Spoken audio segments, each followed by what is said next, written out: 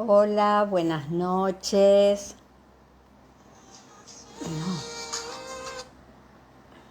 Madre mía, madre mía. Hola, buenas noches. Alguien está queriendo llamarme por teléfono y no puedo atender. Buenas, buenas, ¿cómo andan? Todas las niñas. Es verdad, qué pocos hombres que hay dando vueltas eh, en todo el conocimiento espiritual, más allá de que todo es espiritual. ¿M? Pero qué pocos hombres hay. Realmente la energía, no sé si masculina, pero la energía de los hombres todavía se resiste al cambio. Todavía no hay tanto como las mujeres, ¿no? La verdad que muy bien por nosotras. Bueno, de nuevo agradeciendo al señor Internet que por favor no se vaya a cortar, porque el otro día, no sé si saben, hace 15 días, me quedé hablando sola, pero sola, en serio. Cuando me di cuenta que Internet ya no funcionaba, hacía, Dios mío, 20 minutos que hablaba sola, así que ahora tengo que recapitular. Hola Rosana, sí, bendecida lluvia, por Dios, ahora estamos respirando. No, esto es, supuestamente vamos hacia una semana de lluvia, si mal no vi, y los señores del servicio meteorológico no se equivocan, como vienen haciendo, pero bueno, hasta el clima los tiene mareados. Hola Estelita, ¿cómo estás? ¿Cómo andan? Bueno, momento. Alguien me preguntó, no sé quién, si qué es lo que yo dije que mandaba dentro del libro. Lo que yo dije que mando dentro del libro tiene que ver, hola, tiene que ver con tres Camino de Amor y Paz, 3 tarjetas del Camino de Amor y Paz, ¿sí? Que ya saben que yo sigo pidiendo fervientemente que por favor activemos mucho el poder invocador que tiene esa... Hola Anita. El poder invocador que tiene el Camino de Amor y Paz. Recuerden que es, digamos, lo que era la gran invocación, y por eso se llama la gran invocación, porque justamente estamos invocando para que nos ayuden por los momentos que vamos a vivir como humanidad. Está el libro, que es el que yo mando autografiado, las 3 tarjetas, el Padre Nuestro, hola Roxy, el Padre Nuestro y lo que es la plegaria del alma. Bien, momento que yo tengo mis apuntes por aquí, entonces así voy haciendo prolijamente todo. Quiero corregir algo que yo dije la última vez y está mal dicho. Cuando volví a mirar el video a ver dónde me había quedado hablando sola, 20, 25 minutos hablando sola, me di cuenta que me equivoqué cuando yo hice el paralelismo de los diferentes cuerpos energéticos. Los voy a volver a repetir para que quede claro y después vamos a esta serie de Caballo de Troya, que es cada vez más fascinante, que después les pido que por favor me dejen sus comentarios, que a ver si esto les está interesando, porque realmente si no les interesa, no sigo con la serie. Eso ya lo saben, ya me conocen. Así que bueno, cuando cualquier ser humano tiene 7 cuerpos energéticos.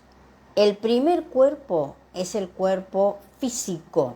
El cuerpo físico es aquel que tiene nombre y apellido, DNI, pasaporte, Bien, ese tiene nombre y apellido de mamá, de papá, tiene primos, tiene tíos, tiene todo tipo de relaciones humanas físicas. Vamos, me voy a poner de ejemplo. Sandra, Jesús de Nazaret. Ese es el que conocimos físicamente para poder entender cómo funciona nuestra humanidad. Él, no estoy hablando de religión, por favor. Él, como nuestro creador, viene a un planeta que ha creado, que ha imaginado, que ha soñado, esto es física cuántica, que ha soñado y que ha materializado, ¿para qué? Para que sus hijos del tiempo y del espacio, puedan vivir en él, generar una civilización, generar una personalidad propia del planeta Tierra, que no es la misma personalidad que es la del planeta Venus, la del planeta Saturno, etcétera, etcétera. ¿Por qué? Porque son diferentes seres transitando por allí. Sandra está, como cualquier ser humano, dije, está en paralelo, análogamente, con lo que es Jesús de Nazaret. Esto es físico, esto tiene vida, esto tiene nacimiento y tiene muerte. ¿Bien? Esto cumple las reglas del tiempo. Ahora vamos al segundo cuerpo. El segundo cuerpo es aquel que conocemos como alma. El alma de Sandra tiene nombre como cualquier alma. Recuerden que nosotros estamos recordando la naturaleza de nuestra humanidad y por eso muchos datos pueden parecer muy fantasiosos, lo que quieran, pero es lo que nosotros tenemos que volver a recordar. ¿Bien?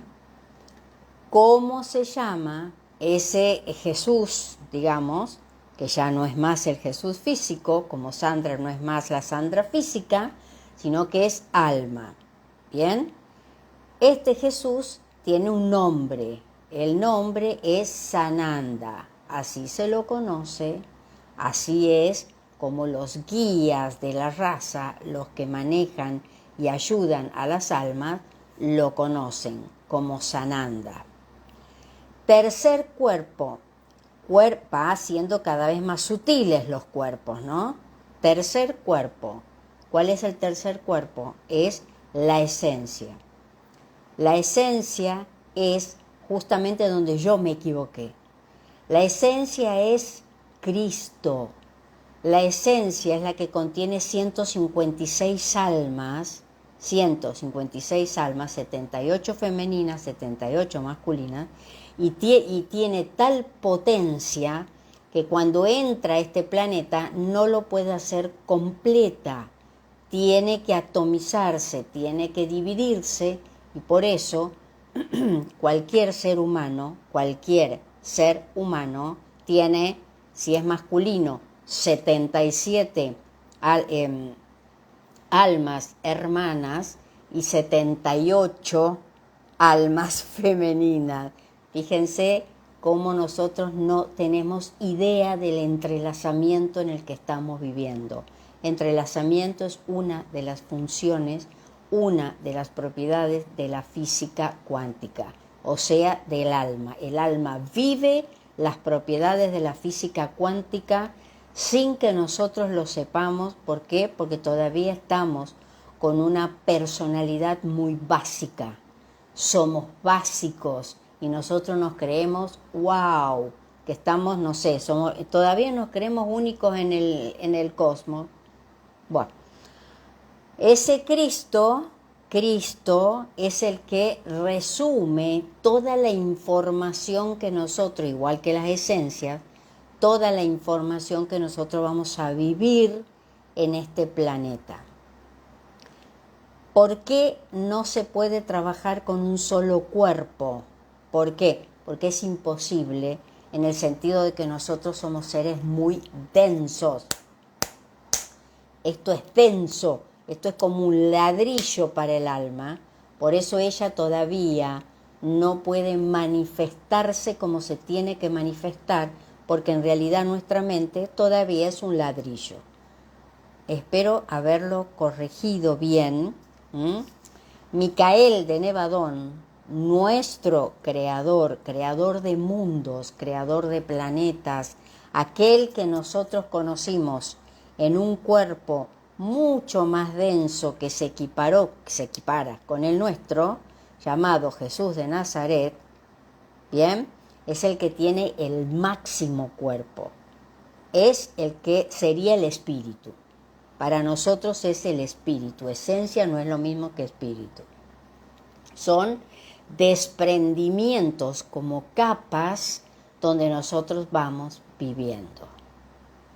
A medida que nosotros atravesamos las sutilezas de la mente que tienen que ver con la información, que tiene que ver con vivir, que tiene que ver con experimentar, con hacer todo tipo de resonancia con el mundo donde vivimos, porque después que terminemos la encarnación, las encarnaciones, en realidad una sola encarnación para el alma, pero como se divide, son muchas encarnaciones, y esa es la gran trampa de la Matrix. La gran trampa de la Matrix, hola Rosario, es que nosotros nos dividimos, y al dividirnos nos confundimos. Por eso tenemos que aprender a sintetizar, aprender a observar la vida como es, fuera de la ilusión.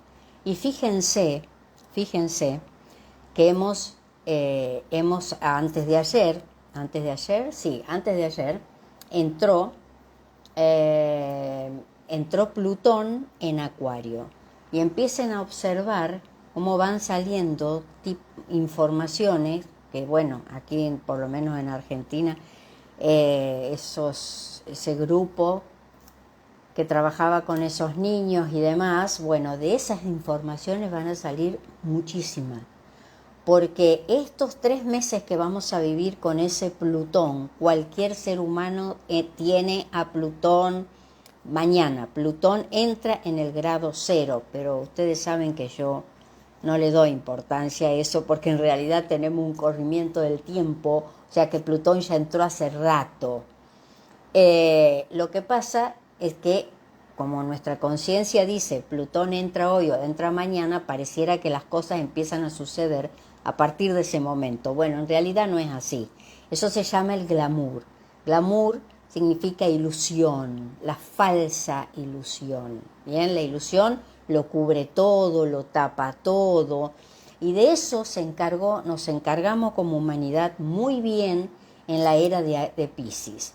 Piscis es la gran ilusión para Acuario. ¿Por qué? Porque Piscis representó la construcción de la personalidad.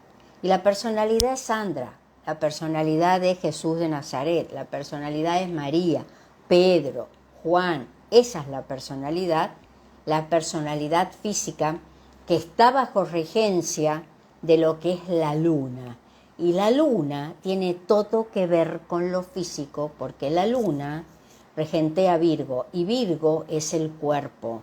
Virgo es la mente física, es esta la que me dice justamente que yo estoy frente a un celular, que estoy hablando, que estoy haciendo esto, que estoy haciendo aquello.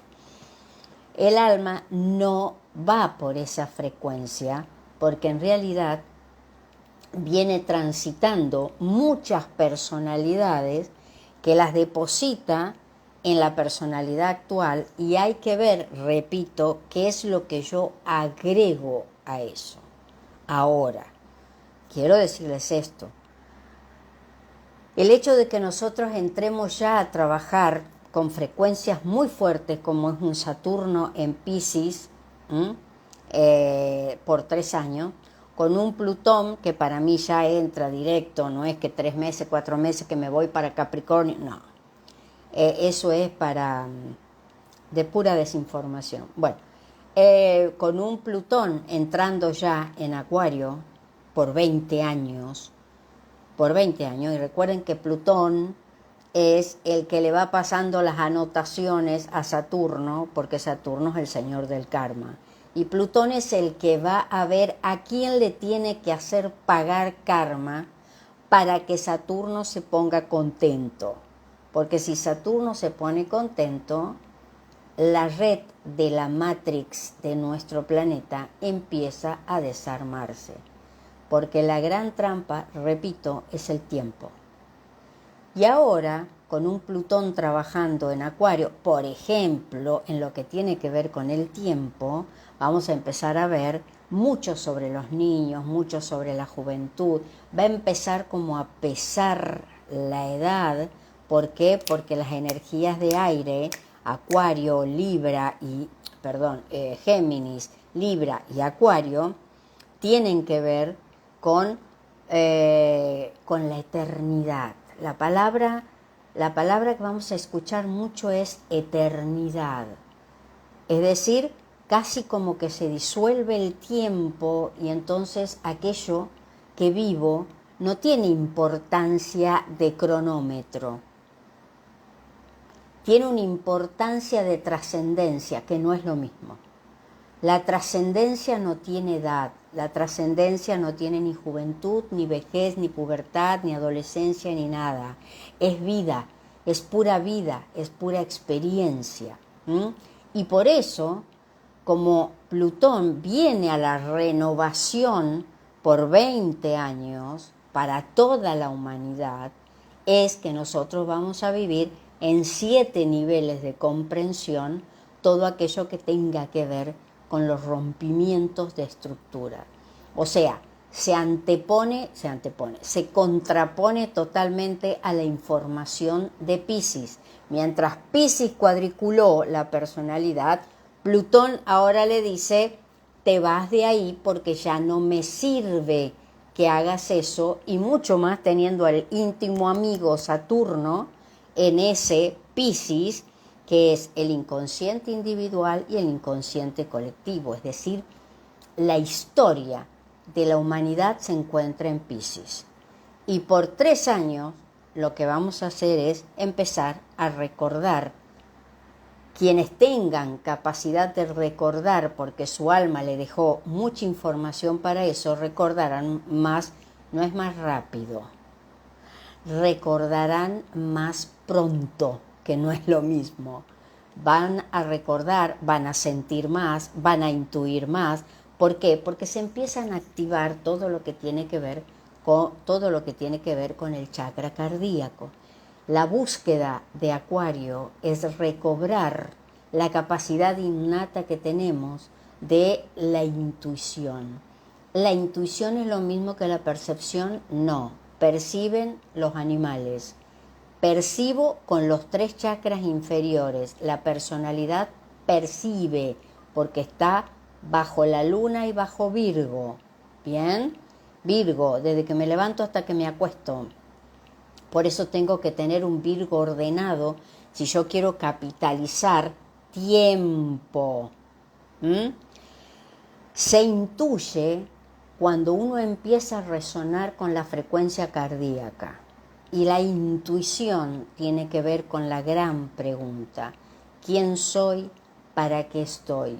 Y en base a eso comienzo a desatar los nudos, comienzo a desatar mi vida, empiezo a ver qué es lo que ya no me puedo llevar hacia adelante y pasa que maravillosamente empiezo a darme cuenta hacia dónde tengo que ir sin que nadie me lo tenga que decir, porque sencillamente es un sentir interno.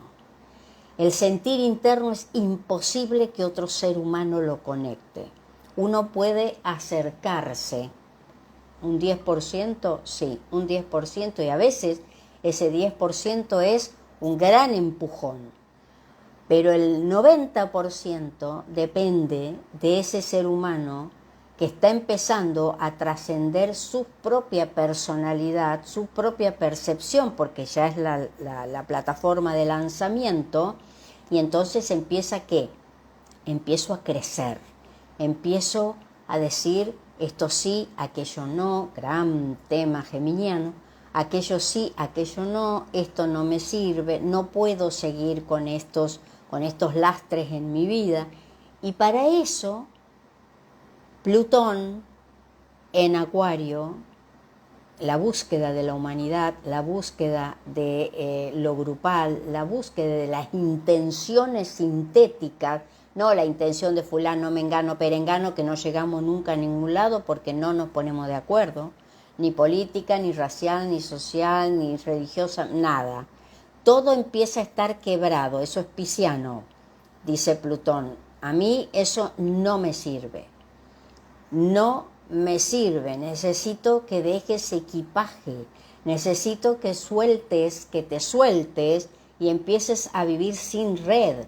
Basta de miedos, basta de angustia, de tristezas.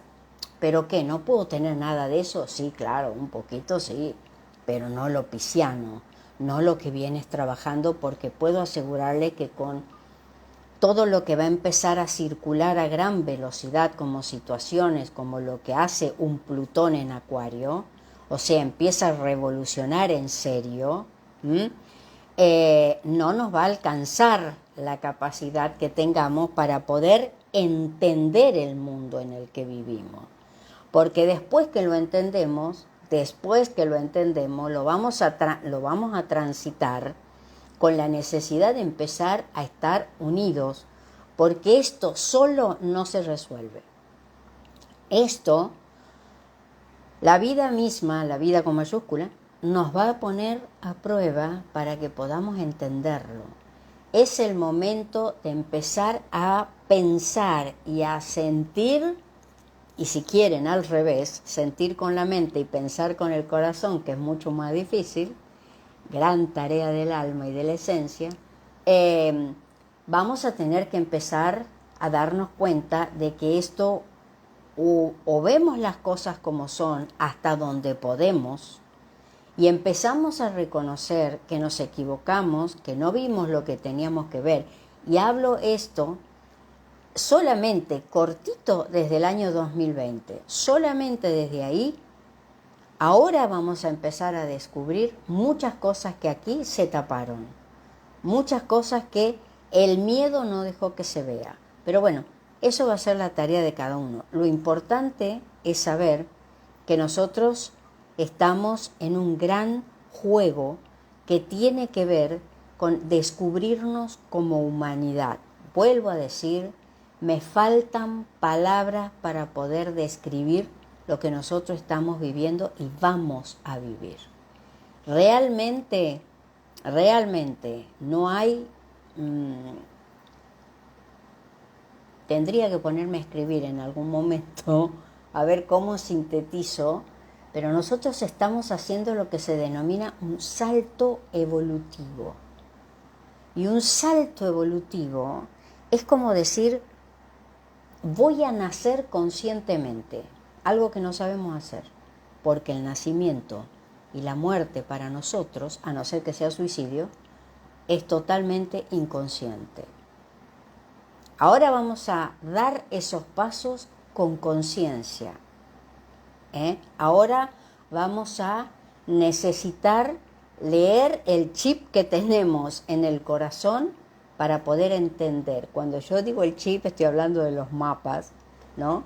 Cada ser humano viene con su mapa porque es la gran brújula, es el gran compás que el alma tiene para poder entender, para poder recordar, porque ella también olvida, porque ella también tiene la gran tarea de recordar. ¿Por qué? Porque en realidad la Matrix se formó porque negó la existencia de la trascendencia. Y entonces, como yo digo que en estos 3 años saturninos en Piscis, la gran muerte del ego se produce en Piscis, lo que nosotros vamos a ver en esos 3 años es algo que no lo vamos a poder evitar, que no lo vamos a poder tapar, nada. Cosecharás tu siembra. Y ese cosechar tu siembra a veces puede ser muy doloroso, porque es cuando uno comprende que ante la gran existencia uno debe presentarse absolutamente desnudo, porque por algo nacemos desnudos, y aunque uno no lo crea, no nos vamos vestidos en realidad, sino que nos vamos desnudos. Y entonces estos 3 años en Piscis va a ser eso.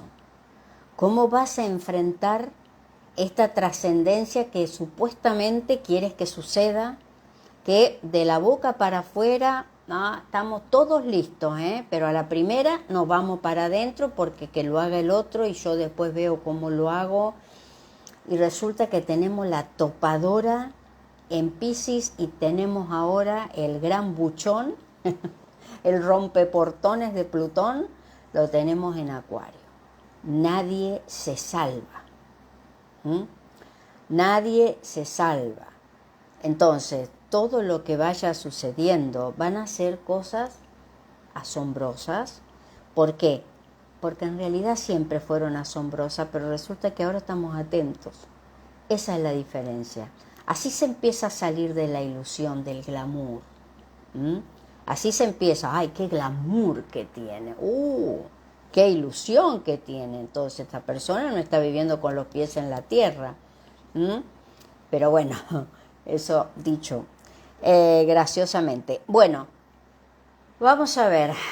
Nunca, mejor dicho, este momento que elegí, les repito, porque acomodando papeles y como la vida no es casualidad sino causalidad, encuentro esta carpeta que yo la hago en el 20 de marzo del 2002, cuando, si no me equivoco, termino de leer, 2002, sí, termino de leer Hermón, el caballo de Troya 6, de Benítez, y me pareció fabuloso para reflexionar, para leer y demás, bueno, hacer un resumen, ¿no?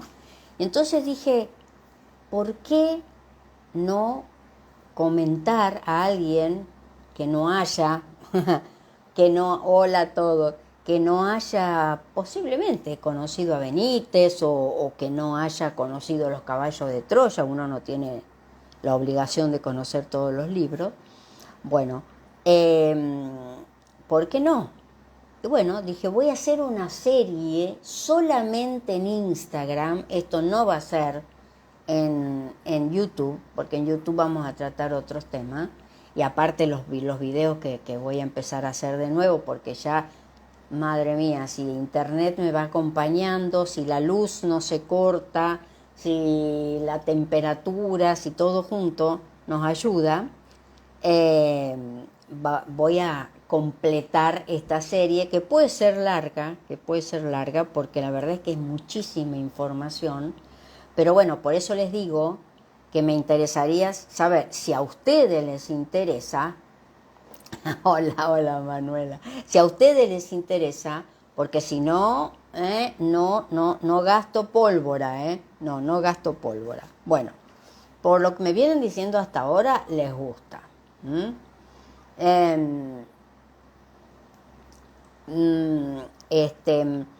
Entonces, vamos a ver. Respondo a Ale. Bueno, ella dice que muchos a los que sigo dicen que nacimos en esta época. Cualquier ser humano que nace en cualquier época está preparado para eso. El problema es si lo sabe leer internamente. Por eso hay vidas que son vidas muy interesantes y otras vidas que, como digo yo, no contabilizan.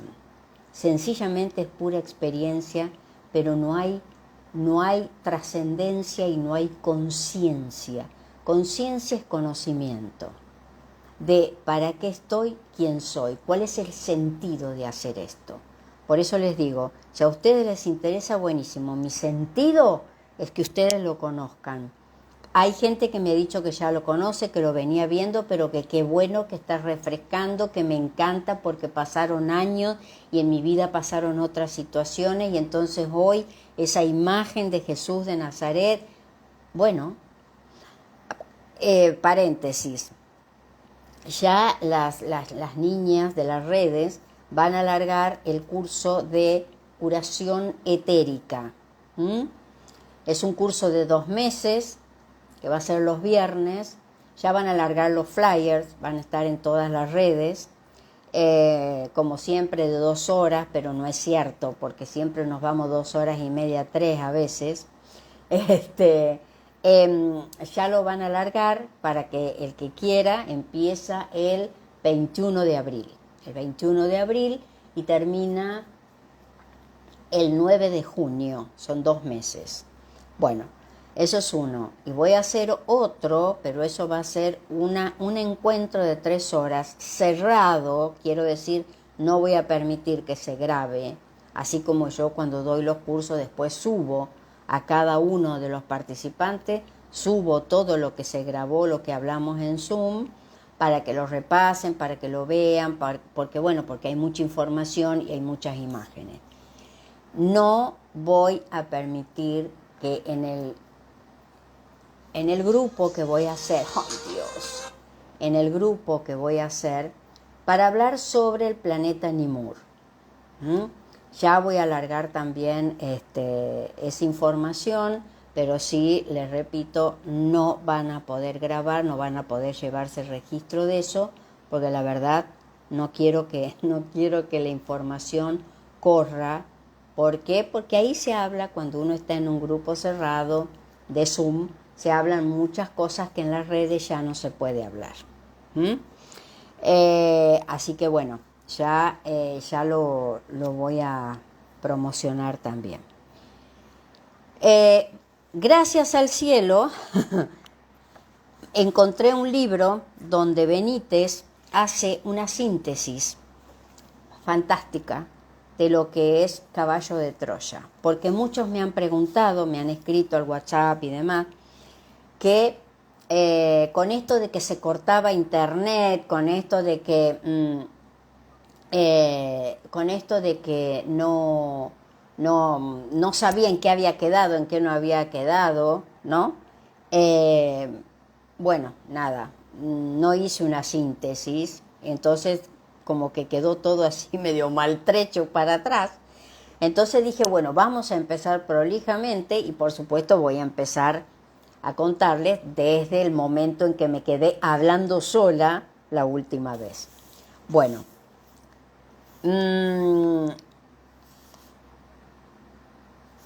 síntesis de lo publicado, ¿no? Esto lo dice Benítez. Dice, enero de 1973, cuidado porque empiezo. Enero de 1973. En un proyecto secreto, 2 pilotos de la Fuerza Aérea Norteamericana viajan en el tiempo al año 30 de nuestra era, concretamente a la provincia romana de la Judea, o sea, recuerden que lo que hoy se conoce como Israel, en ese momento estaba dominado por los romanos, ¿bien? Entonces era la provincia romana de la Judea, y ahí viene el tema de los judíos. Objetivo aparente, seguir los pasos de Jesús de Nazaret y comprobar con el máximo rigor cómo fueron sus últimos días. ¿Por qué fue condenado a muerte? ¿Quién era aquel hombre? ¿Se trataba de un dios, como aseguran sus seguidores? Y aquí voy a hacer un paréntesis. En el año 73, en Estados Unidos comienza a practicarse, casi en secreto, comienza a practicarse con lo que hoy conocemos como ingeniería artificial. Y lo que en realidad se pretendía con esto del viaje, de los viajes en el tiempo y todo lo demás, que supuestamente, de acuerdo a científicos serios, realmente saben cómo hacer los viajes en el tiempo. Estoy hablando desde lo que los científicos dicen, hacer los viajes en el tiempo porque tienen inteligencia alienígena, es decir, es real que tienen información de cómo puede suceder eso, y entonces este libro lo que da a entender es eso, ¿no? Y también, por supuesto, lo conversé con Benítez, lo escuché a Benítez y todo lo demás. Bien, con lo cual comienza, digamos, a cerrar algo que a mí, la verdad, nunca me había dado cuenta, porque yo decía, qué loco. 2 astronautas, claro, cuando empiezo a investigar sobre la inteligencia artificial, ya estaban poniéndola en práctica. O sea que hoy,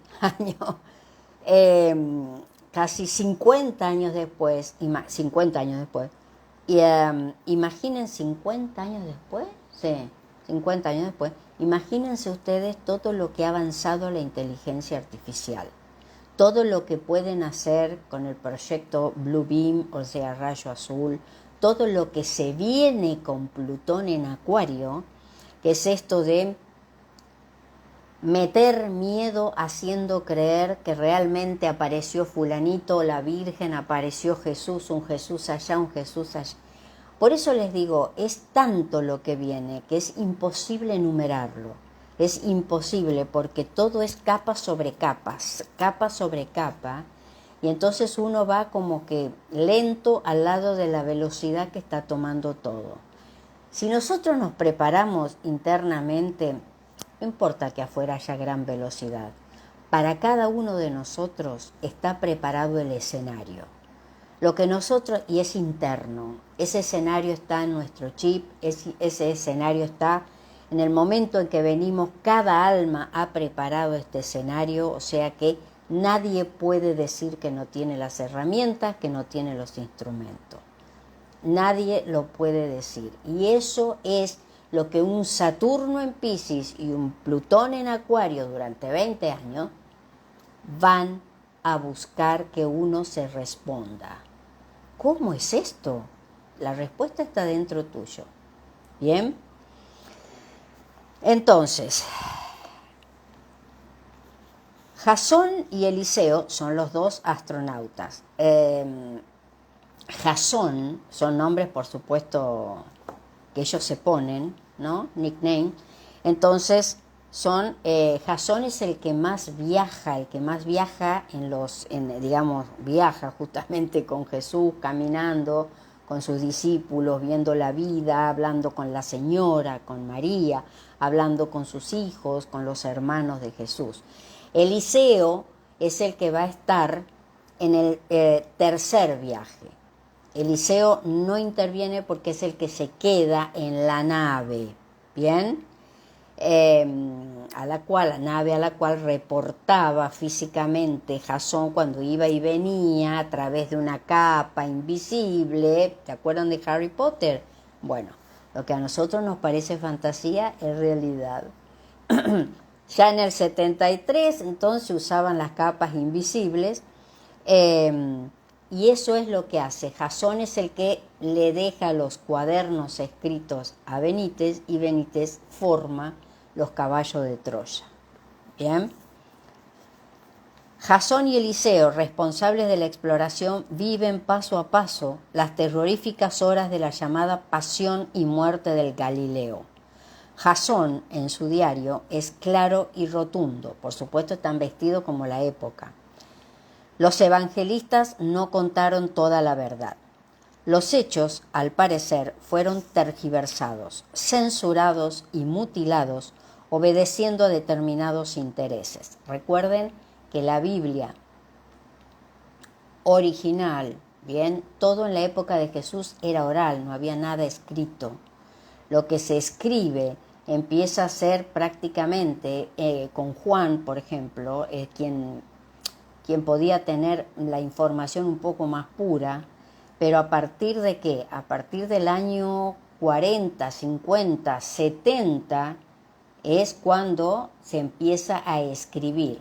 Supuestamente, de acuerdo a las informaciones que Benítez pone, hay 600 traducciones de la Biblia original. Imagínense la cantidad de tergiversaciones que puede tener eso. Que una coma, que un esto, que no me gusta, que los franciscanos pusieron tal cosa, que los jesuitas hicieron esto, que los judíos le metieron esto, que no, que el Antiguo Testamento. Bueno. Lo que hoy se cuenta sobre los postreros momentos del maestro es una sombra de lo que sucedió. Pero algo falló en el experimento y la operación Caballo de Troya fue repetida. Eso le hicieron creer al mayor norteamericano. ¿Qué dice aquí? Lo que ellos querían era ADN de Jesús para clonarlo. Escuchen esto, Estoy hablando, en el año 84, Benítez escribe el primer Caballo de Troya. Y hoy se está hablando de que muchas personas que nosotros vemos en lugares de poder no son ellos, son clones. Así que si no estamos viviendo en una realidad donde pareciera que no ha pasado el tiempo, por lo menos desde el año 84 hasta ahora, en información, la verdad, no sé qué pensar. Querían, por eso era como toda una tapadera que le dijeron a los astronautas para que vayan a ver cómo era la vida de Jesús, qué le pasaba, aprovechando que podían viajar en el tiempo. Pero en realidad al final se le descubre la verdad, o descubren la verdad, donde lo que querían era ADN de Jesús, ADN humano, porque era un ser humano, que nació de madre humana, que nació de padre humano, que le haya venido un ángel y le haya dicho a María que efectivamente iba a ser madre del Mesías, bueno, ahí empieza el gran lío. Pero todo era muy humano. El problema es que se empezó a deformar todo. Glamour. Marzo de 1973. Entonces, ¿qué dije antes? Marzo de 1973. No, dije enero, ahora es marzo. Los pilotos norteamericanos viajan de nuevo en el tiempo, retornando a la Jerusalén del año 30.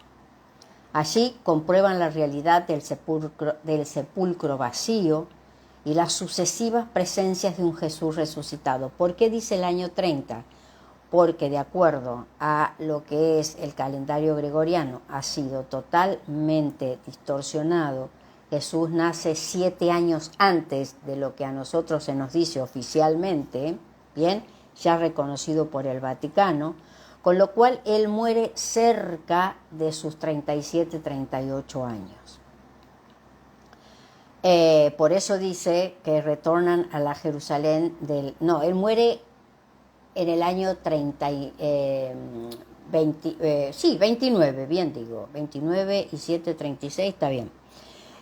Por eso ellos hacen el primer viaje y hacen el segundo cuando Jesús ya ha sido crucificado. Allí comprueban la realidad del sepulcro vacío y las sucesivas presencias de un Jesús resucitado. Los científicos quedan perplejos. La resurrección del Galileo fue incuestionable. La nave de exploración fue trasladada al norte, junto al mar de Tiberíades, esto desde Estados Unidos, ¿no? Y Jasón, el mayor de la USAF, asiste a nuevas apariciones del resucitado. La ciencia no sabe, no comprende el porqué del cuerpo glorioso.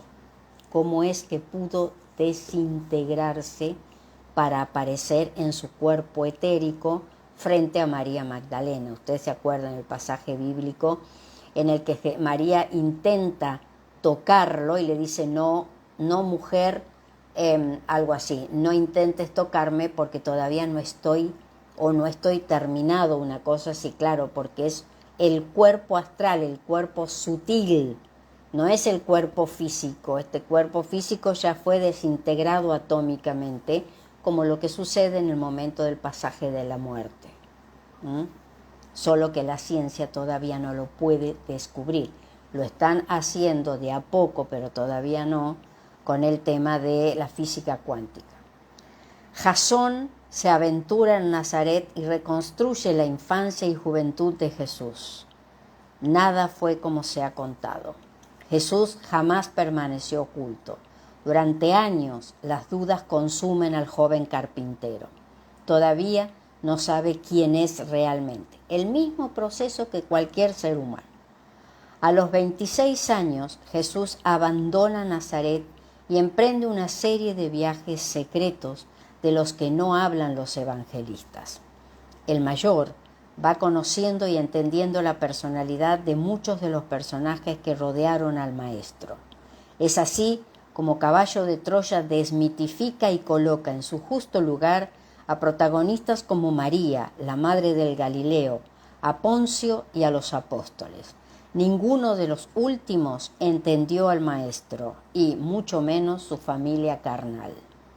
Fascinado por la figura y el pensamiento de Jesús de Nazaret, Jasón toma la decisión de acompañar al maestro durante su vida pública o de predicación, dejando constancia de cuanto vea y oiga. Eliseo, le secunda, pero por unas razones que mantiene ocultas. Nada es lo que parece. Para ello deben actuar al margen de lo establecido oficialmente por caballo de Troya. Y aunque sus vidas se hayan hipotecadas por un mal irreversible, consecuencia del propio experimento, por eso nosotros no podemos hacer viajes en el tiempo físicamente, a pesar de que aquí lo están haciendo. ¿Por qué? Porque se desgastan nuestras células, nuestras neuronas. Se desgastan nuestras neuronas y entramos en un envejecimiento prematuro. Ese es el mal irreversible que tienen los astronautas. ¿Por qué? Porque al final de la historia han ido y han vuelto 3 veces y han atravesado, ¿qué? Líneas de tiempo que nuestra mente física no está preparada todavía. Aunque sus vidas se hayan hipotecadas por un mal irreversible, Jasón y Eliseo se arriesgan a un tercer salto en el tiempo, retrocediendo al mes de agosto del año 25 de nuestra era. Buscan a Jesús y lo encuentran en el monte Hermón, al norte de la Galilea. Para mí, el libro más bello que hay de todos los caballos de Troya.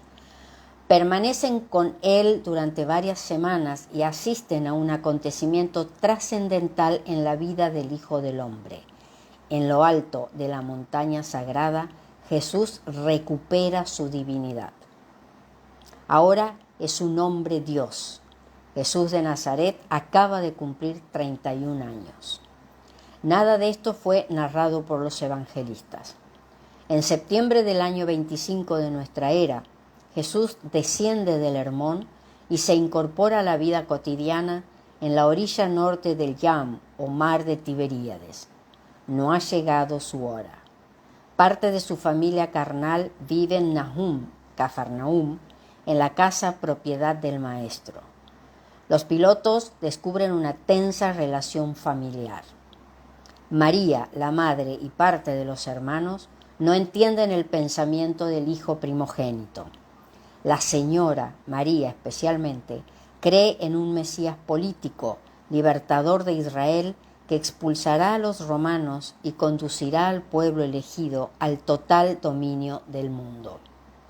Se trata de una grave crisis jamás mencionada por los evangelistas que desembocará en una no menos lamentable situación. Movidos por el destino, Jasón y Eliseo, tras una serie de aparentes casualidades, viajan al valle del Jordán y conocen a Yehohanán, también llamado el Anunciador. Hoy lo recuerdan como Juan el Bautista. Nada es como cuentan la historia y la tradición. El diario del mayor resulta esclarecedor. De regreso a Nahum, los exploradores descubren a un Jesús obrero que espera el momento de inaugurar su vida pública. Todo está dispuesto para la gran aventura. El mayor vuelve con el Bautista y descubre en él una grave enfermedad mental, de la que tampoco hablan los evangelistas. Juan el Bautista era fotofóbico, estaba absolutamente esquizofrénico, vivía todo el día escondido en un bosque, después salía al atardecer cuando por supuesto la luz no le molestaba, o salía muy temprano en el amanecer, vivía rodeado, de acuerdo a los caballos de Troya, vivía rodeado de abejas, tenía largas trenzas, era casi albino, largas trenzas que le llegaban hasta cerca de las rodillas y hablaba como arengando, no era la misma forma de hablar que Jesús, con lo cual los que después son sus discípulos tenían como mucho encono con Jesús por dejar que lo mataran en Maqueronte, por dejar que lo mataran en Maqueronte, porque no podían entender cómo Jesús dejaba que mataran a su antecesor, ¿no? Pero después la historia, por supuesto, resuelve eso. ¿Qué descubren? Descubren una grave enfermedad mental de la que tampoco hablan los evangelistas y descubre igualmente que las ideas del anunciador sobre Dios y sobre el reino nada tienen que ver con las del Maestro. Descubre también que algunos de los discípulos de Yehohanán, Pedro, Andrés y Judas, son los futuros apóstoles de Jesús. Y Jasón descubre que la operación Caballo de Troya no es lo que suponía. El mayor descubre a un Jesús leñador y asiste al bautismo del Galileo, pero no en el río Jordán. Nada fue como lo contaron.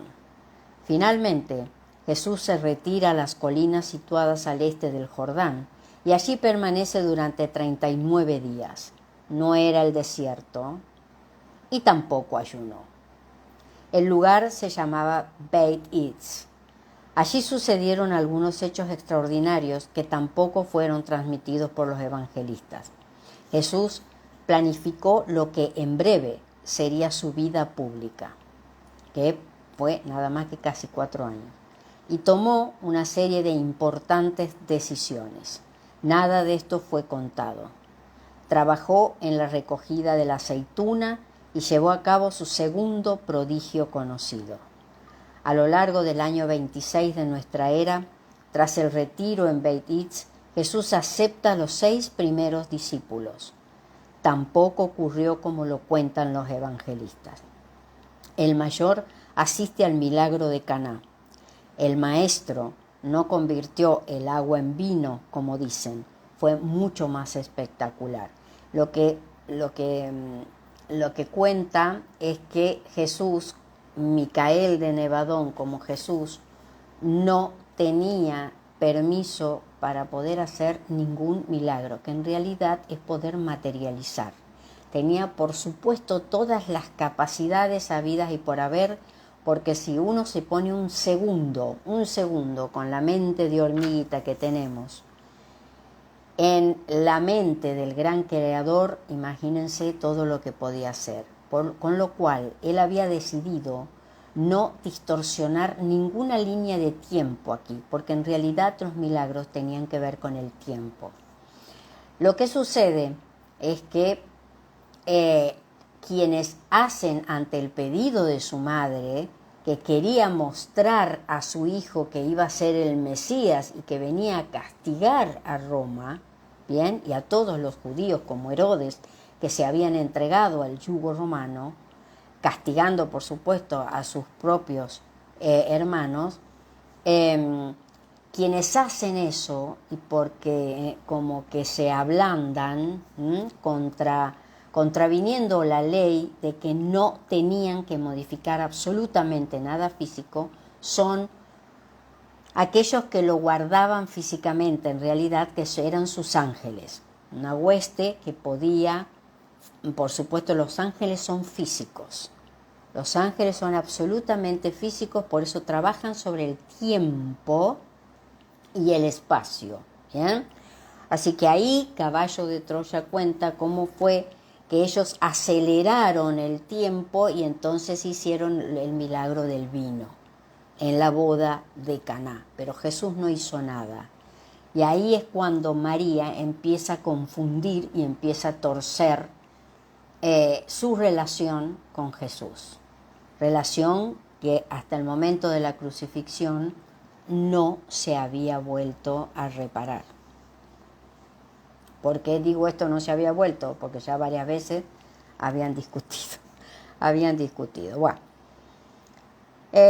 antes de eso, antes del milagro de Caná, el Galileo procedió a quemar cuanto había pintado, porque le gustaba pintar como con un carbón. Bien, recuerden que ya les dije una vez que de acuerdo a esto y a lo que yo firmemente tengo fe, en nada de lo de Dan Brown es cierto. Así que no hay ningún hijo y no hay nada de Jesús.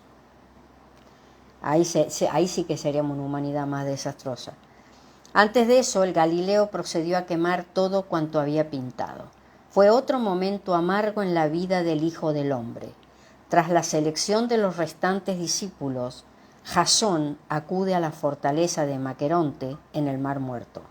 Allí se encuentra prisionero Yehohanán, y el mayor asiste a la terrible muerte del Bautista. Recuerden que es Salomé quien pide la cabeza del Bautista como regalo de cumpleaños. Una perversa total. El 10 de abril del año 27 de nuestra era, Jesús visita Jerusalén y habla en el templo por segunda vez. La primera tuvo lugar cuando el Galileo contaba 12 años y medio. ¿Bien? Recuerden que para lo que son las leyes judías, ningún niño, ningún mamzer, o sea, un entenado, un nacido de la nada, de madre no judía, podría haber entrado al templo a hablar. Con lo cual, esto certifica que Jesús era nacido totalmente normal y de madre judía y de padre judío, con lo cual eso tira abajo todo parte de lo que dicen algunas informaciones, incluso de la Biblia. Sus palabras son consideradas como una blasfemia, porque hablaba de la libertad y de salirse de la religión. Y empiezan los problemas para el Hijo del Hombre. Jesús califica a los sacerdotes de corruptos. Es el principio del fin de la carrera del Galileo. Ese mismo mes de abril, el Sanedrín ordena la caza y captura de Jesús de Nazaret, y el maestro y su grupo se ven obligados a huir. Bueno, este es una pequeña síntesis como para que quede claro qué es esto de los viajes, 3 viajes de los astronautas, que por supuesto llegan a través de los viajes en el tiempo, llegan a la Judea, a lo que hoy es Israel, para mezclarse con la gente, pero con la tarea de observar a Jesús. Y es más, Jesús, como sabían que venían de otro tiempo, los toma y los tiene a su lado y a cada rato habla con ellos para que registren todo lo que pasó, para que llegado el tiempo, que es el tiempo de Acuario, la humanidad descubra la verdad de todo lo que iban a distorsionar, así les dice. Y efectivamente, cuando Jesús muere, ya es crucificado y demás, después de todo lo que pasa, es crucificado, digamos, lo que eran sus discípulos, a los famosos 12 apóstoles, empiezan a dividirse entre ellos y justamente se dividen en cuanto a la concepción de lo que iban a hacer con todo lo que Jesús les había dicho. Más allá de que algunos, como Pedro, como Juan, Zebedeo, Santiago, Zebedeo, Mateo, que era el recaudador de impuestos, después también tenemos a, Santiago, su hermano, el otro Santiago, que no era apóstol, pero que definitivamente se separa ganado por el miedo ante la persecución que podía generarse con la familia carnal de Jesús. Bueno, empieza como a guardarse, ¿no? Y había 2 facciones dentro de los apóstoles muy claras. Una era formar un grupo apostólico, religión, que nunca escucharon esa palabra de Jesús, desde lo que era la crucifixión, cosa que hasta el día de hoy persiste. Bien, algo sangriento, algo que era muy normal en la época, muy normal porque la crucifixión era una forma judía de muerte, no era una forma romana, era una forma judía. Bien, la otra, y esta era liderada por Pedro, y la otra era, transmitir las palabras, todo oral, transmitir la palabra de lo que había dejado Jesús como enseñanza y demás, pero sin aludir al sacrificio o de que lo crucificaron para salvar a la humanidad. Fíjense, ya 2000, casi 2200 años de distorsión, que por supuesto a nivel cósmico no es nada, son 2 días, 2 días. Así que tenemos los próximos 2 días y medio más o menos, que será la era de Acuario, para poner esto en orden, porque también es cierto que al ponerse esto en orden, la humanidad empieza a entender qué significa la muerte, qué es que el miedo, qué es el miedo, qué tiene que ver con la inconsciencia, de qué se trata todo esto. Y por eso Jesús es el que anuncia que todo esto, le dice a los astronautas, que todo esto tiene que ser dicho con los tiempos venideros, donde la humanidad se liberará. No está hablando de 2 o 3 personas, donde la humanidad comprenderá su papel.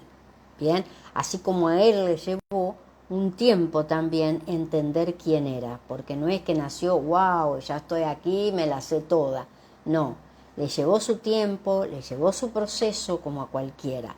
La diferencia es que nosotros no entendemos todavía que él apareció para empezar a liberarnos de la Matrix, para empezar a hacernos entender a través del tiempo y del espacio. Por eso él nos llama mis peregrinos del tiempo y del espacio, mis hijos del tiempo y del espacio, ¿bien?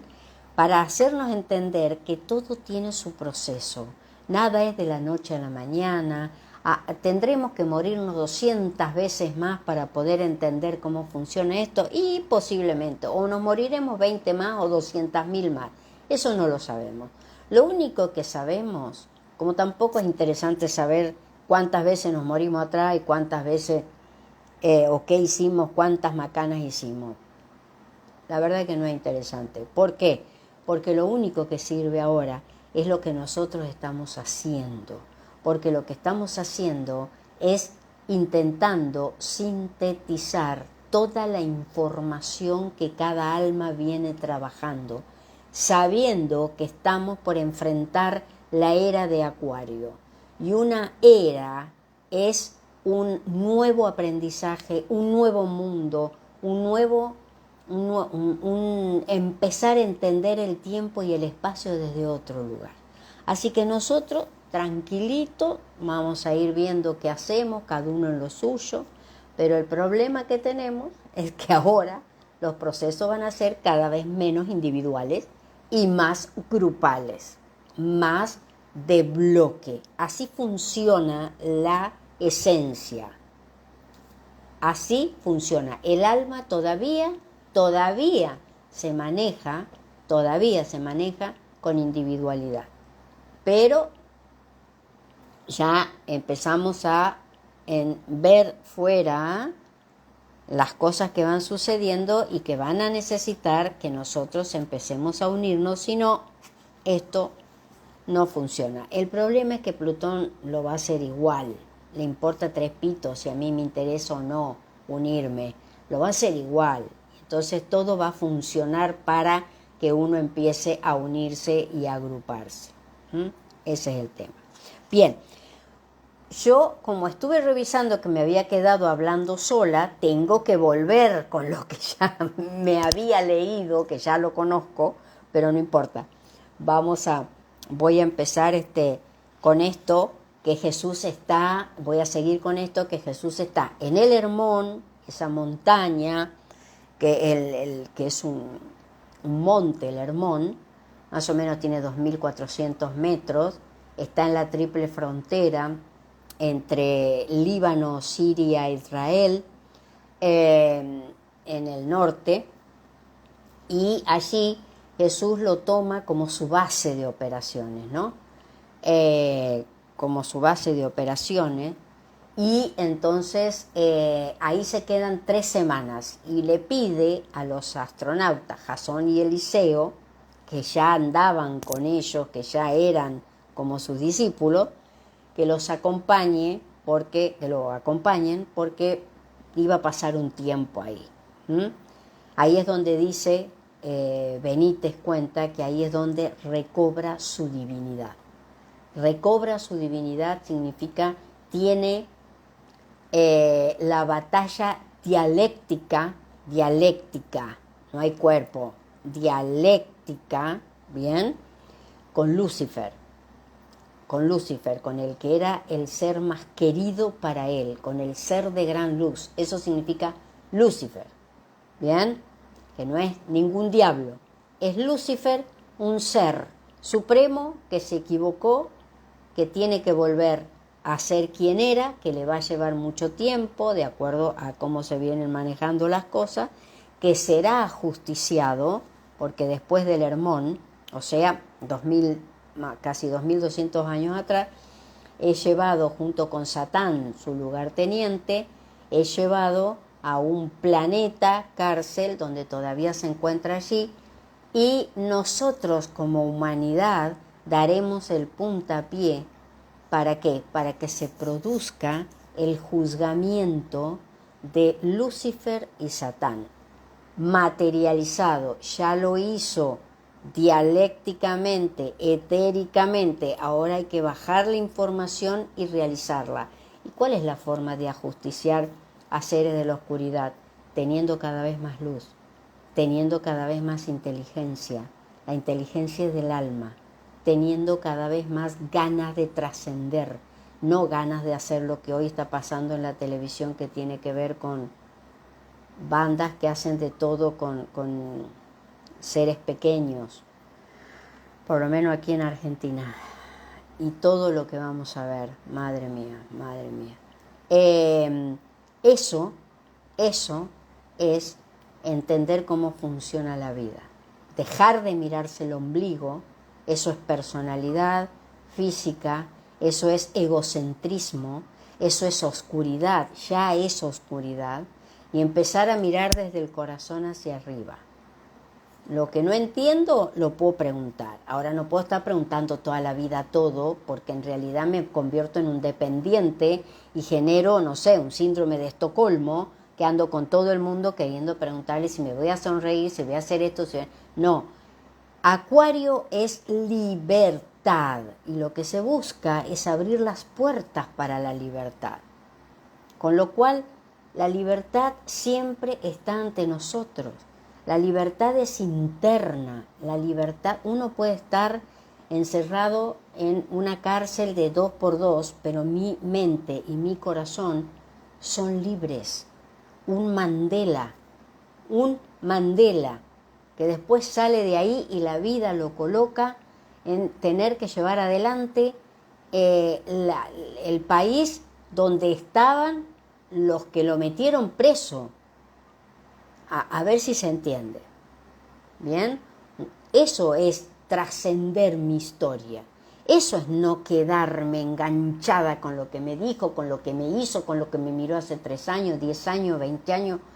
Por Dios, eso ya no funciona. No funciona en serio. Da hasta tristeza escuchar eso. Bueno, vamos a viajar en el tiempo. Conversación en el Hermón con Jasón y Eliseo. Repito, esto no tiene nada que ver con la religión. Les pido por favor no me manden ningún mensaje después de dónde, qué religión es esta. No, nada que ver, nada que ver. Esta es la construcción de lo que en realidad espera el alma. El camino del místico. El místico es quien ve adentro. ¿Bien? El místico no es el que está afiliado a ninguna religión, a ninguna secta, a nada. El místico es lo más libre que hay, porque además el místico se hace responsable de sus actos. Y eso es lo que se va a tener en cuenta a partir de ahora. Cuán responsable sos de tus actos. ¿Bien? Entonces, ahí estamos. Conversación con Jasón y Eliseo.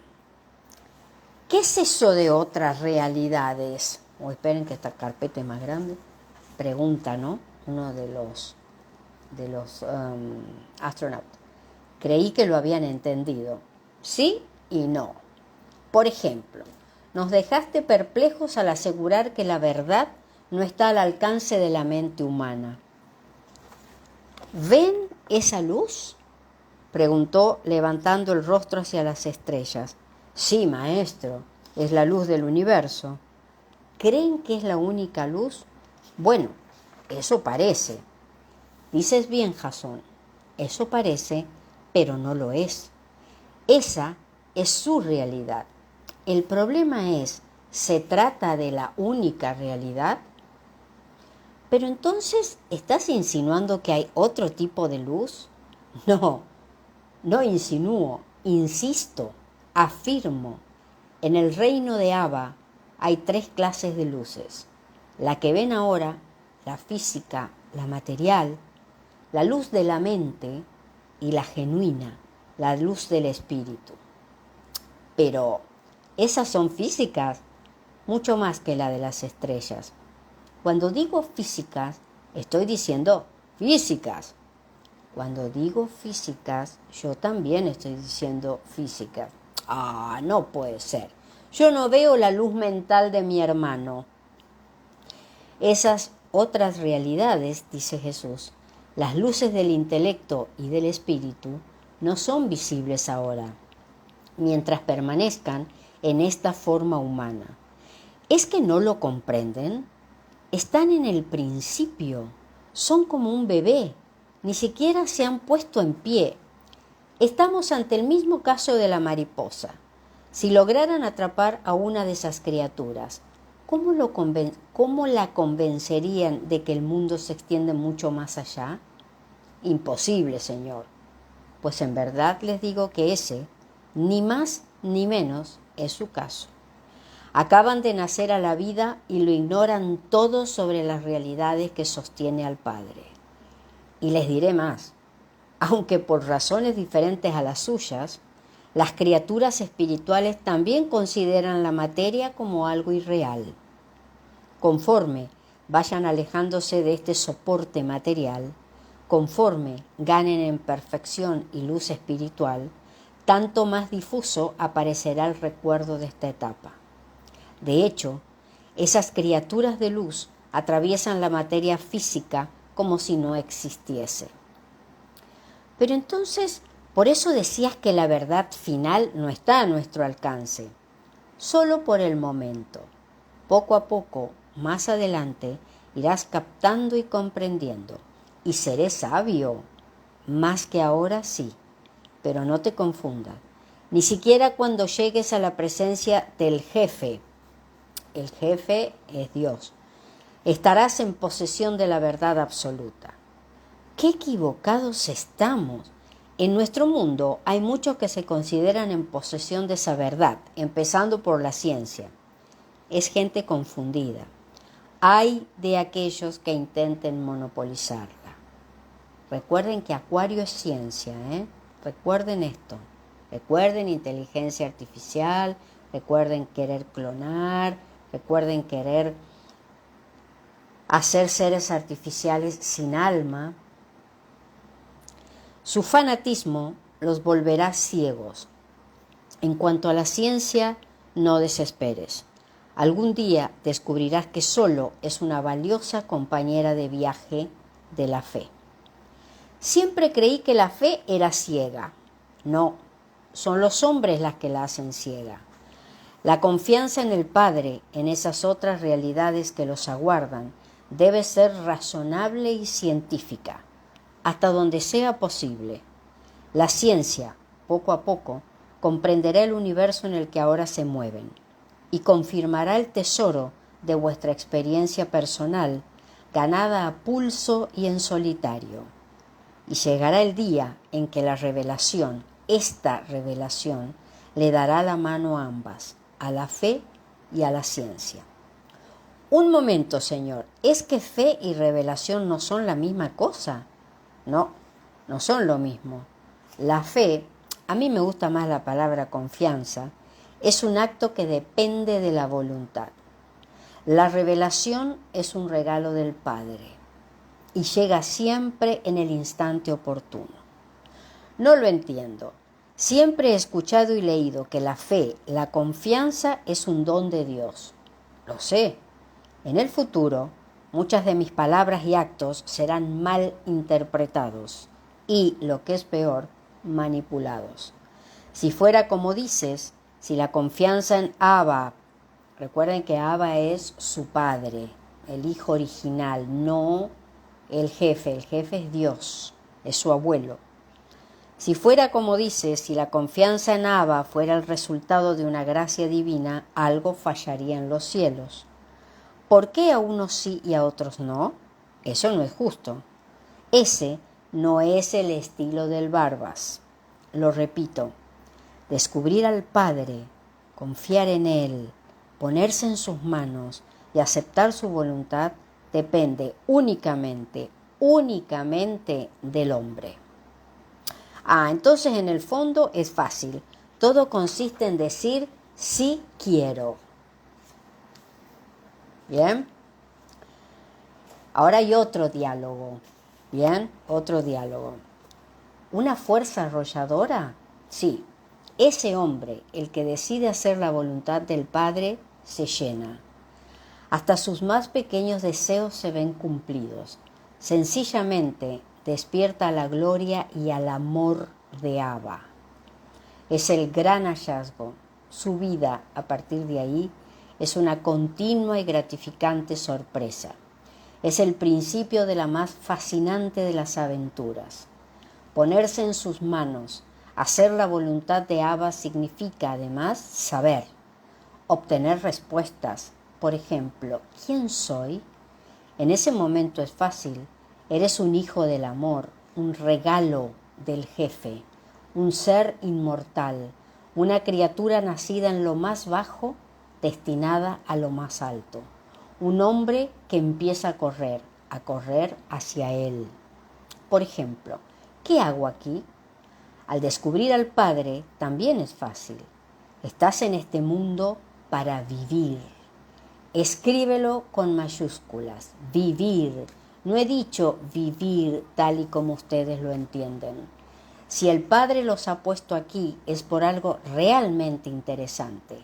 Interesante para ustedes. Escúchenme, son inmortales. Ahora se encuentran sujetos en esa envoltura carnal, pero, en breve, cuando entren en los mundos que les tengo reservados, este cuerpo solo será un recuerdo cada vez más difuso. Vivan, pues, la presente experiencia, vivan con intensidad, vivan con amor, con sentido común, con alegría, y recuerden que solo tienen esta oportunidad. Después, tras la muerte, vivirán de otra forma. Por ejemplo, ¿cuál es mi futuro? Supongo que ya lo han adivinado. Insisto, su destino es Él. No hay otra dirección. Su futuro es llegar a Él, ser como Él, ser perfectos, conocerle, trabajar hombro con hombro. Entonces, Señor, seremos socios. Si decides ponerte en sus manos, si optas por hacer su voluntad, ya eres su socio. Él hará en ti maravillas. Él te cubrirá con un amor que te levantará del suelo y tus miedos, escucha bien, desaparecerán. Si tu corazón se abre y se hace aliado de la vida, si te abandonas a su voluntad, nada, dentro o fuera de ti, te hará temblar. Como un prodigio, tu alma caminará segura. Nada te hará retroceder. Y esa sensación, ese sentimiento de seguridad te escoltará hasta el final de tus días. Pero no se equivoquen. Al mismo tiempo que ese afortunado hombre crece, así desaparece. No entiendo. Es fácil. El amor que se derrama desde el Padre es turbulento, no sabe del reposo, y deberás irradiarlo, compartirlo, catapultarlo. ¿No es de tu propiedad? Pues bien, un día, sin previo aviso, caerás en la cuenta de algo igualmente maravilloso. No existe. Has desaparecido para ti mismo. No cuentas, no exiges, no precisas, no reclamas. Habrás triunfado. En ese momento, al fin, habrás comprendido, querido socio. ¿Y qué pasa si me guardo ese amor para mí mismo? Se escurriría sin remedio. Sería una lástima. Tendrías que empezar de nuevo. Aquel que intenta encarcelar la verdad, la pierde. son hermanos. Y te diré más, eso que propones no sucede jamás en un auténtico socio. Te lo dije, se trata de un viaje sin retorno. Si él te toca, nada es igual. ¡Oh! Socios de un Dios. En efecto, y todo depende de tu voluntad. Si dices sí, si te abandonas en sus manos, si te dejas gobernar por ese piloto interior, romperás las barreras que te limitan. Y tu capacidad de asombro será desbordada una y otra vez. Todo a tu alrededor estará a tu servicio. Tu sí es el sí de Abba. En palabras sencillas, habrás encontrado una mina de oro que funciona solo. No, di mejor sí acepto. Entonces, al despertar a la nueva, a la verdadera vida, esa confianza te hará razonable. Después, tras la muerte, tu propia experiencia te hará sabio. Por último, cuando entres en otras realidades, cuando seas un hombre luz, cuando te presentes ante tu querido Barbas, entonces sentirás cómo la verdad te roza y te besa. Entonces, sí, solo entonces. Bueno, muy bien. Aquí empieza la tercera semana en el Hermón. Vamos a dejar aquí, así no se hace muy largo. Me quieren hacer, y empezamos directo ya en la tercera semana en el Hermón. ¿Me quieren preguntar algo o les dejo un pequeño cuentito budista? Nada mejor para Caballo de Troya. Un pequeño cuento budista y nos vamos a descansar. ¿Bien? Nos tenemos que descansar para trotar. Bueno, nadie pregunta nada entonces. Se entiende todo, está todo divino, todo muy bien. Bueno, voy a leerles esto. Les recuerdo que ya van a salir en todas las redes los flyers para el curso de curación etérica de los viernes de 2 horas, 18:30 a 20:30, desde el 21 de abril al 9 de junio. Son 2 meses. ¿Bien? Hay que recuperar el tiempo perdido, sí. No, es más, las luces tienen que ver con el alma cuando empieza a brillar.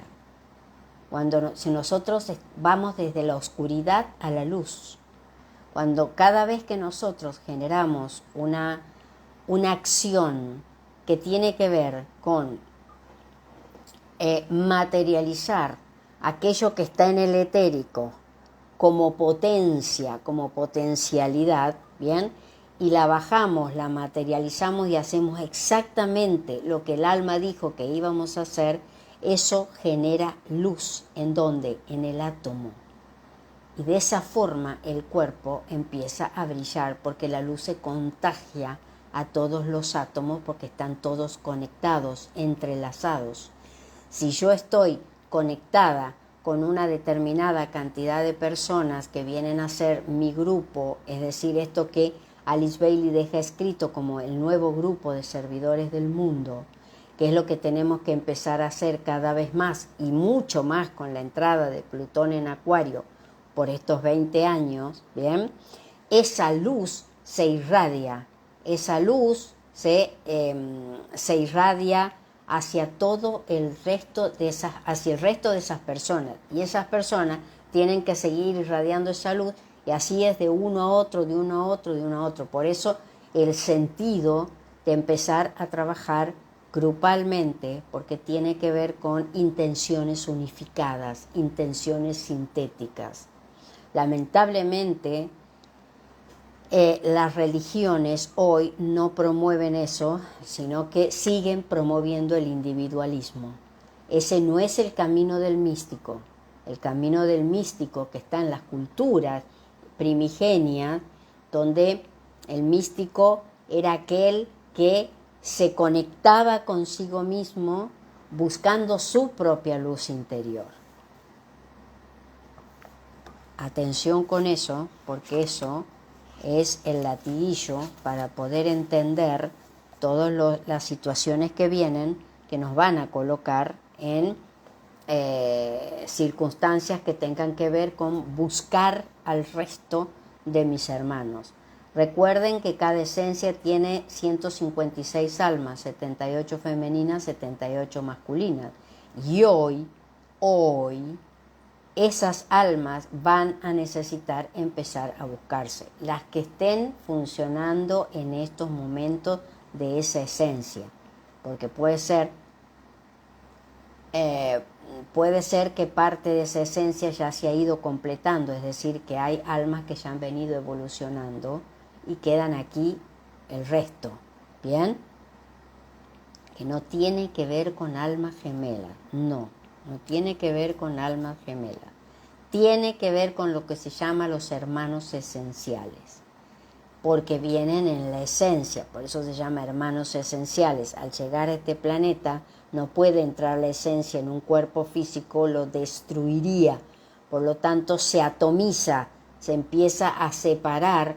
¿Y esa por qué? Porque estamos en un planeta que es una Matrix, donde va a empezar el gran juego de vivir el tiempo y el espacio de acuerdo a la conciencia de cada uno. Por eso en una Matrix se demora demasiado, respecto de otros planetas que no estén en situación negativa, o sea, que no sean un planeta no sagrado.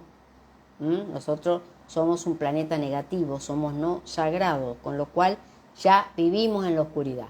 Tenemos que salir y irradiar luz. Eso significa tengo que ir hacia adentro, tengo que ir hacia el centro de mi átomo. Todo es átomo, el alma es un átomo, todo es átomo.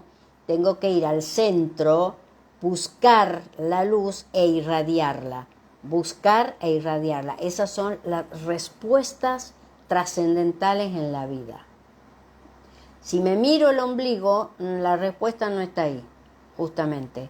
Ahí tengo el ego, y el ego también, el alma tiene ego, y hay un ego que tiene que ver desde el chakra cardíaco hacia los 3 chakras superiores. Bien, pero este ego es un ego de mayor trascendencia respecto del ego inferior, que tiene que ser, ¿qué? Integrado. Ahí tengo las mamushkas, que vamos integrando hasta que queda la última, que es aquella que va a dar la vida final al alma.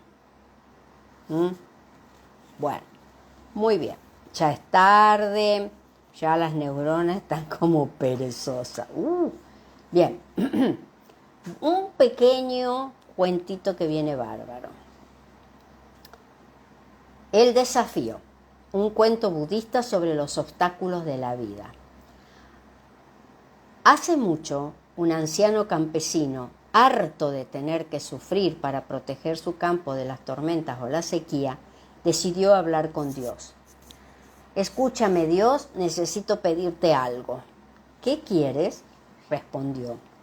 «Estoy cansado de trabajar cada día el campo y perder muchas veces la cosecha de trigo por culpa de una tormenta o una despiadada ola de sequía. La gente termina pasando hambre. Tal vez no sepas, como yo, que soy campesino, cómo debe ser el tiempo. Deja que yo decida durante un año y verás cómo desaparecen la pobreza y el hambre». Dios le miró compasivo y asintió. «De acuerdo, acepto el reto. Tú me dirás durante un año cómo quieres que sea el tiempo». Y así fue. Durante un año entero, el campesino iba pidiendo sol o lluvia según lo deseaba. Y todo fue muy tranquilo. Apenas tuvo que trabajar y en primavera, justo un año después, fue a hablar con Dios. El trigo había crecido mucho, más que ningún otro año, y el campesino estaba muy orgulloso. «¿Ves cómo tenía razón?», dijo el anciano. «El trigo está tan alto que tendremos alimento para varios años». «Ya veo», respondió Dios. «Cierto, ha crecido mucho, pero ¿Te has asegurado de que los granos sean buenos? El campesino tomó entonces un grano de trigo y lo abrió. Estaba vacío. ¿Cómo es posible?, preguntó alarmado el campesino. Respondió Dios: sin obstáculos es imposible crecer. Sin desafíos, sin tormentas, truenos o granizo, el trigo no se fortalece. Le pusiste todo tan fácil que el trigo creció sin alma, vacío. Y entonces el campesino entendió todo. Así tenemos que entender nosotros. Bueno, los veo el jueves en el vivo de YouTube a las 21 horas, si el señor Internet nos acompaña, la luz, el planeta y todo junto. ¿Sí? Bueno, les mando un beso, a descansar, hasta luego.